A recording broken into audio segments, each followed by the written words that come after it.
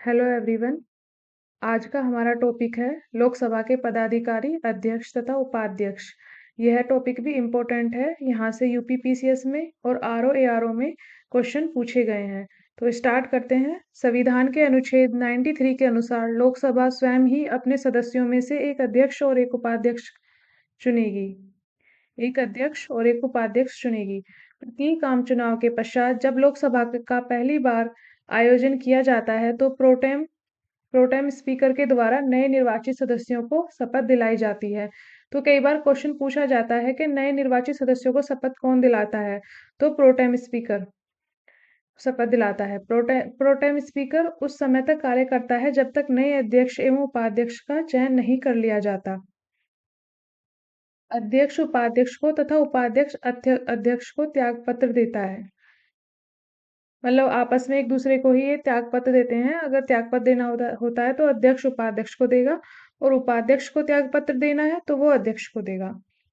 लोकसभा के अध्यक्ष अध्यक्ष के रूप में शपथ नहीं लेता, बल्कि सामान्य सदस्य के रूप में शपथ लेता है।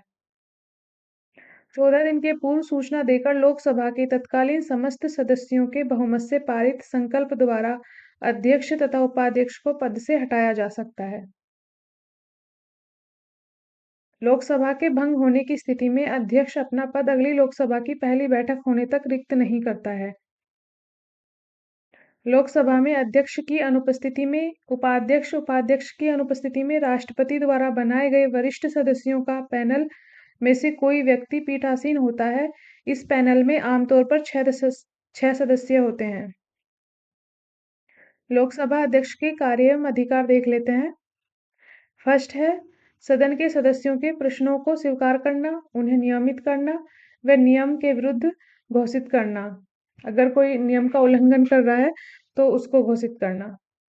सेकंड है किसी विषय को लेकर प्रस्तुत किए जाने वाला कार्य स्थगन प्रस्ताव अध्यक्ष की अनुमति से पेश किया जा सकता है।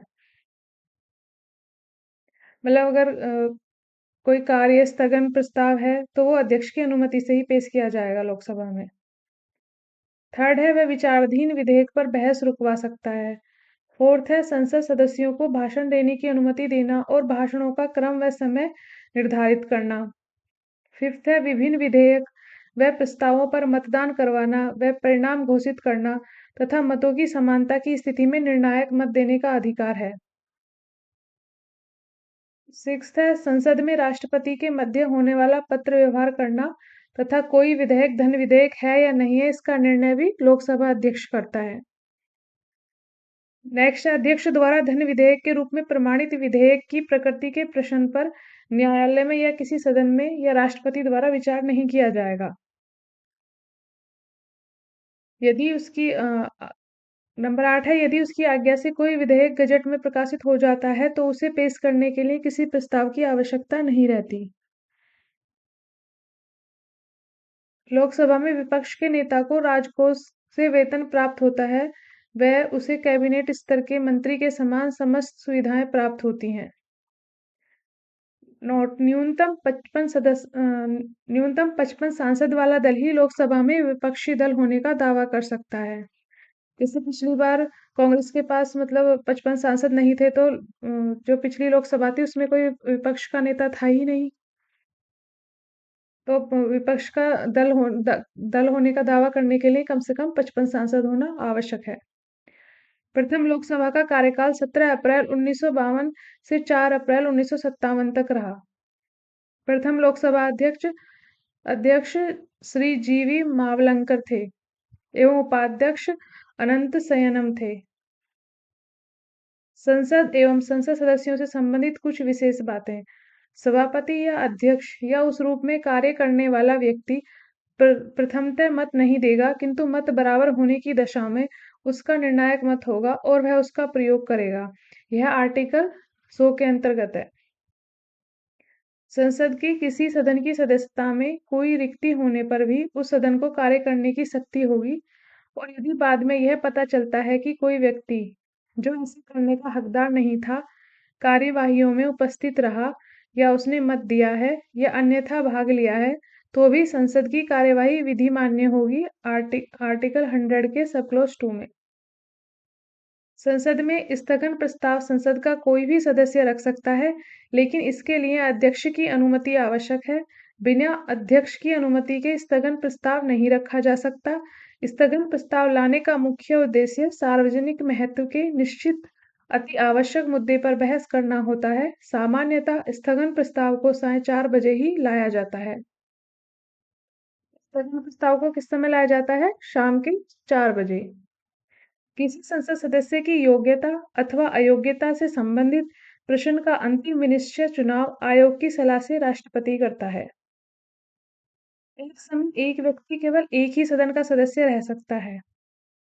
यदि कोई सदस्य सदन की अनुमति के बिना 60 दिनों की अवधि से अधिक समय के लिए सदन के सभी अधिवेशनों से अनुपस्थित रहता है, तो सदन उसकी सदस्यता समाप्त कर सकता है। आर्टिकल 101 के सब क्लॉज 4 में दिया हुआ है। संसद सदस्यों को संसद की बैठक के पूर्व या बाद के 40 दिन की अवधि के दौरान गिरफ्तारी से मुक्ति प्रदान करती है। गिरफ्तारी से यह मुक्ति केवल सिविल मामलों में है। आपराधिक मामले अर्थात निवारक निरोध की विधि के अधीन गिरफ्तारी से छूट नहीं है। मतलब केवल सिविल मामलों में ये छूट दी गई है। बाकी अगर आपराधिक मामला है तो इसमें छूट नहीं है। भूतपूर्व संसद सदस्यों के लिए पेंशन व्यवस्था 1976 से लागू की गई। यदि कोई संसद सदस्य अपने पद से संबंधित शपथ लिए बिना संसद की कार्यवाही में भाग लेता है और मतदान करता है, तो उसके द्वारा मतदान करने से संसद की कार्यवाही पर कोई प्रभाव नहीं पड़ेगा तथा जितने दिन वह मतदान करता है या कार्यवाही में भाग लेता है, तो प्रतिदिन के हिसाब से उसे ₹500 देने होंगे। न्यायालय द्वारा अपराधी घोषित किए गए व्यक्ति को चुनाव लड़ने के लिए अयोग्य करार देने का निर्णय संसद द्वारा किया गया है।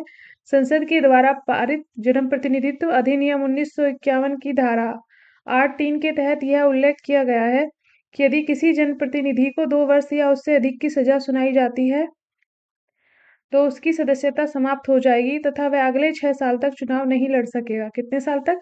अगले 6 साल तक। नोट संसद में कार्य हिंदी में या अंग्रेजी में अनुच्छेद 348 के अधीन रहते हुए किया जाएगा, परंतु राज्यसभा का सभापति या लोकसभा का अध्यक्ष या उस रूप में कार्य करने वाला व्यक्ति किसी सदस्य को जो हिंदी में या अंग्रेजी में अपनी पर्याप्त अभिव्यक्ति नहीं कर सकता है, अपनी मातृभाषा में सदन को संबोधित करने की अनुज्ञा दे सकेगा। अनुच्छेद 120। लोकसभा के अध्यक्ष देख लेते हैं। लोकसभा के अध्यक्ष क्योंकि यहाँ से कई बार क्वेश्चन बन जाता है। पहले अध्यक्ष थे गणेश वासुदेव मावलंकर एवं अनंत शयनम अयंगर। दूसरी एम अनंत शयनम अयंगर। तीसरे हुकुम सिंह। चौथे नीलम संजीव रेड्डी और गुरुदयाल सिंह ढिल्लो। पांचवे गुरुदयाल सिंह ढिल्लो, बलीराम भगत। छठी नीलम संजीव रेड्डी, के.एस. हेगड़े। सातवीं बलराम जाखड़। आठवीं बलराम जाखड़ रहे। नौवीं रवि राय। 10वीं शिवराज वी पाटिल। 11वीं पी.ए. संगमा। 12वीं जीएमसी बाल योगी। 13वीं जीएमसी बाल योगी और मनोहर गजानंद जोशी। 14वीं सोमनाथ चटर्जी। 15वीं मीरा कुमार। 16वीं सुमित्रा महाजन। 17वीं ओम बिरला। नया संसद भवन के बारे में देख लेते हैं एक बार, क्योंकि अभी नया संसद भवन बना है तो हो सकता है कि वहां से कोई क्वेश्चन पूछ ले आए हो आने वाले एग्जाम में। 10 दिसंबर 2020 को नए संसद भवन की आधारशिला प्रधानमंत्री नरेंद्र मोदी के द्वारा रखी गई थी। नवनिर्मित संसद भवन का उद्घाटन प्रधानमंत्री नरेंद्र मोदी के द्वारा 28 मई 2023 को की गई। सेंट्रल विस्टा पुनर्विकास परियोजना के हिस्से के रूप में नई दिल्ली में नए संसद भवन का निर्माण किया गया। इसका डिजाइन विमल पटेल के द्वारा और निर्माण टाटा प्रोजेक्ट्स लिमिटेड द्वारा किया गया। नोट, नए संसद भवन के उद्घाटन के अवसर पर 75 रुपए का सिक्का लॉन्च किया गया। नए संसद भवन की विशेषताएं क्या हैं ये देख लेते हैं। फर्स्ट है, इसका आकार त्रिकोणीय है। नए संसद भवन के तीनों मुख्य द्वार थल, जल एवं नभ को समर्पित हैं, जिसमें क्रमशः कर्म द्वार, ज्ञान द्वार और शक्ति द्वार नाम दिया गया है। थर्ड है, इसके निर्माण में राजस्थान से लाए गए ग्रेनाइट और बलुआ पत्थरों का प्रयोग हुआ है। फोर्थ है, नए संसद भवन की छत पर राष्ट्रीय प्रतीक का निर्माण किया गया है, जिसकी ऊंचाई 6.5 मीटर है। यह कांस्य से बना है। नए संसद भवन में लोकसभा कक्ष में 888 और राज्यसभा कक्ष में 384 प्रतिनिधियों के बैठने की व्यवस्था है। नए संसद भवन में नंदी के साथ पवित्र सेंगोल की स्थापना प्रधानमंत्री मोदी के द्वारा किया गया। नोट सेंगोल को हिंदी में राजदंड कहा जाता है और इसका इस्तेमाल चोल साम्राज्य में होता आ रहा है। मतलब इसका इस्तेमाल चोल साम्राज्य से होता आ रहा है। संगोल सत्ता हस्तांतरण की पहचान रहा है और तमिल संस्कृति की शान है। यह राजदंड 5 फीट लंबा है और इसके शीर्ष पर नंदी बैल है, जो न्याय का प्रतीक है। लोकसभा का आंतरिक हिस्सा राष्ट्रीय पक्षी मोर पर आधारित है, वहीं राज्यसभा का आंतरिक हिस्सा राष्ट्रीय फूल कमल पर आधारित है। संसद परिसर में राष्ट्रीय वृक्ष बरगद है। तो जो संसद का परिसर है, वहाँ राष्ट्रीय वृक्ष बरगद है। राज्यसभा का आंतरिक हिस्सा राष्ट्रीय फूल कमल पर आधारित है और लोकसभा का आंतरिक हिस्सा पक्षी मोर पर आधारित है। सबसे अधिक मतदाता और बाहर देख लेते हैं। सबसे अधिक मतदाता वाला लोकसभा क्षेत्र बाहरी दिल्ली है। सबसे कम मतदाता वाला लोकसभा क्षेत्र लक्षद्वीप है। क्षेत्रफल की दृष्टि से सबसे बड़ा लोकसभा क्षेत्र लद्दाख है और क्षेत्रफल की दृष्टि से सबसे छोटा लोकसभा क्षेत्र चांदनी चौक दिल्ली है। अमेरिकी राष्ट्रपति जो भारतीय संसद में बोले, डी आइजनहोवर 1959 में, जिमी कार्टर 1978 में, बिल क्लिंटन 2000 में और बराक ओबामा 2010 में। अब अमेरिकी राष्ट्रपति जो भारत आए लेकिन संसद नहीं पहुंचे, Richard Nixon 1969, George W Bush 2006। अब कुछ PYQs देख लेते हैं। फर्स्ट है, निम्नलिखित कथनों पर विचार कीजिए। ऑप्शन 1 है, लोकसभा अथवा राज्यसभा की विधानसभा के निर्वाचन में जीतने वाले उम्मीदवार को निर्वाचित घोषित किए जाने के लिए किए गए मतदान का कम से कम 50% मत पाना अनिवार्य है।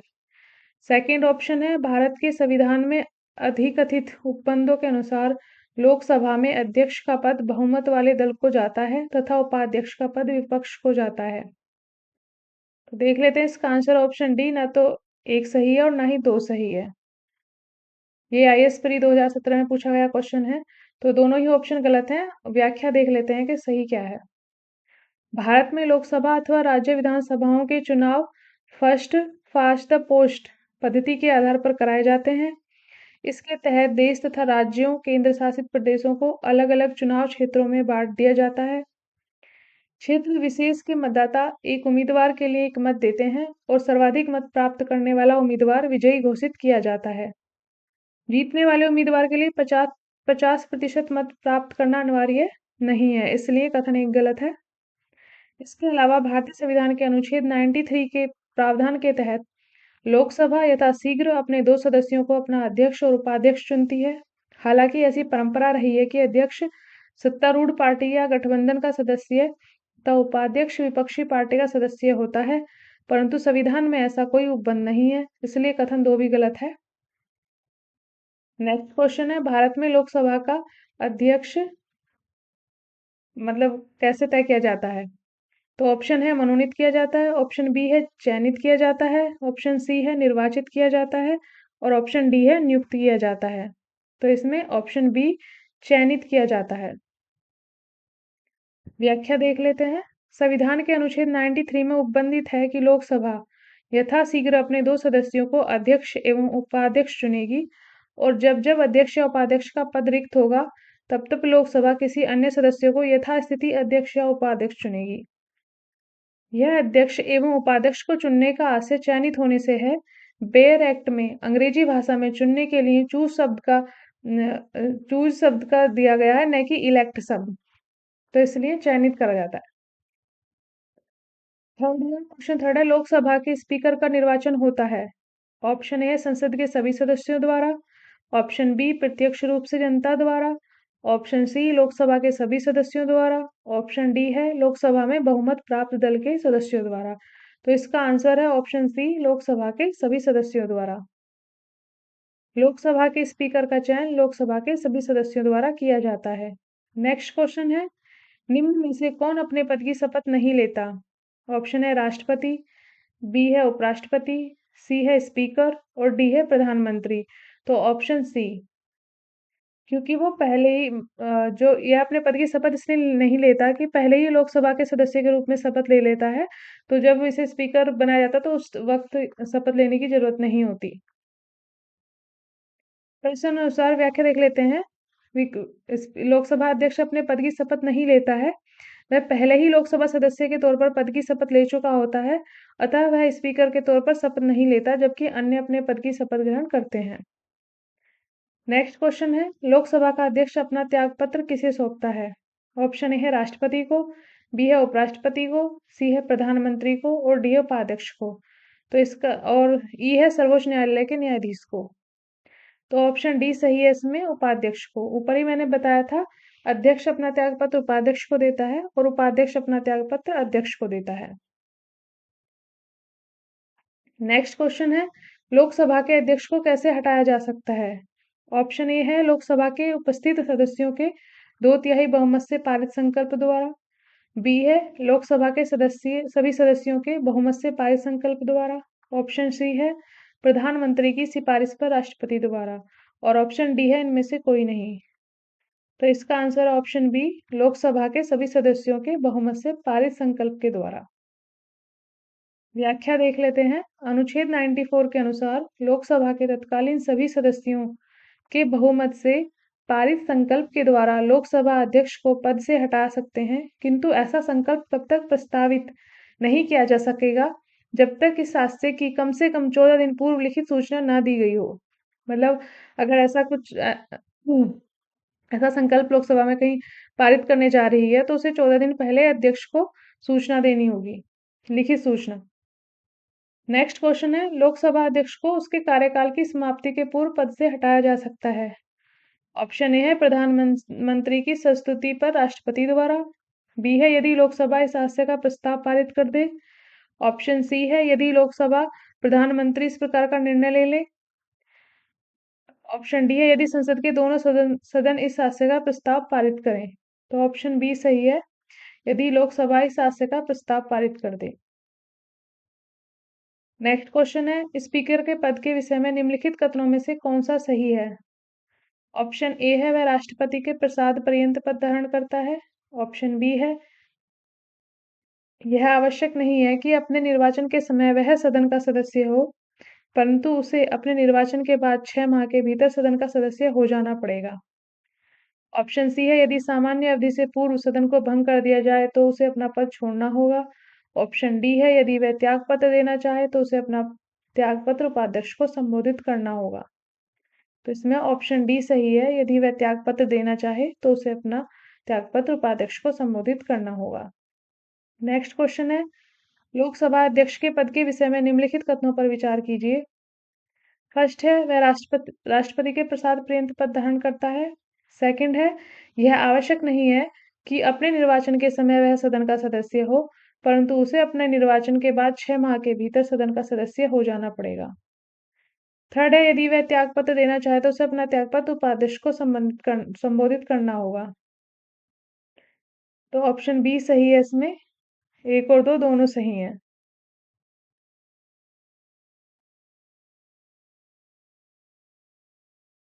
नेक्स्ट है, प्रोटेम स्पीकर का कर्तव्य होता है। ऑप्शन ए स्पीकर की अनुपस्थिति में सदन की कार्यवाही का संचालन करना, ऑप्शन बी है सदस्यों को शपथ दिलाना, सी है स्थानापन्न रूप से स्वीकार का कार्य करना जब स्पीकर के चुनाव की संभावना न हो, डी है केवल सदस्यों के चयन प्रमाण पत्रों का चेक करना कि वह सही है।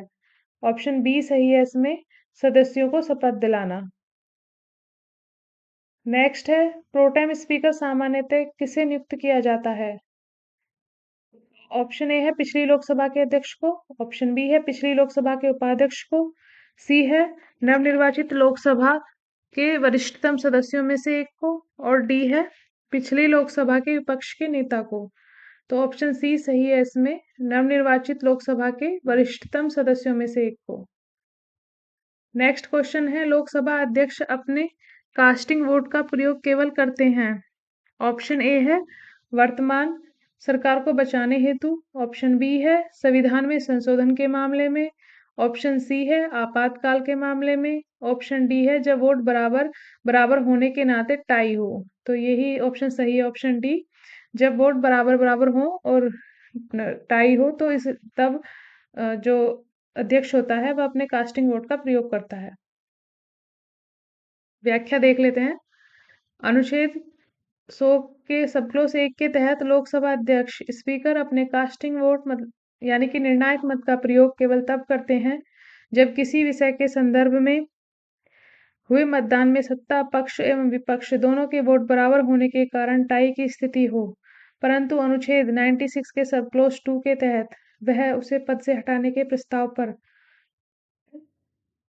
प्रथमतः मत देने का हकदार है, किंतु मत बराबर रहने की दशा में मत देने का हकदार नहीं है। नेक्स्ट क्वेश्चन है संविधान का निम्न अनुच्छेदों में से एक कौन कौन एक उपबंधित करता है कि मत बराबर होने की दशा में लोकसभा के अध्यक्ष का मत निर्णायक होगा और वह उसका प्रयोग करेगा। तो इसका आंसर है ऑप्शन सी, अनुच्छेद 100। नेक्स्ट क्वेश्चन है लोकसभा के प्रथम अध्यक्ष कौन थे? तो ऑप्शन ए सही है इसमें, मावलंकर। इतनी बार क्वेश्चन रिपीट हुआ है यूपी पीसीएस में, उत्तराखंड में और आईएएस में। नेक्स्ट क्वेश्चन है प्रथम स्पीकर जिनके विरुद्ध लोकसभा के में अविश्वास का प्रस्ताव लाया गया था। तो ऑप्शन बी सही है इसमें, जीवी मावलंकर। व्याख्या देख लेते हैं। 15 दिसंबर 1954 को आचार्य जेबी कृपलानी सहित विपक्ष के 21 सांसदों द्वारा लोकसभा के प्रथम अध्यक्ष गणेश वासुदेव मावलंकर के विरुद्ध अविश्वास प्रस्ताव लाया गया।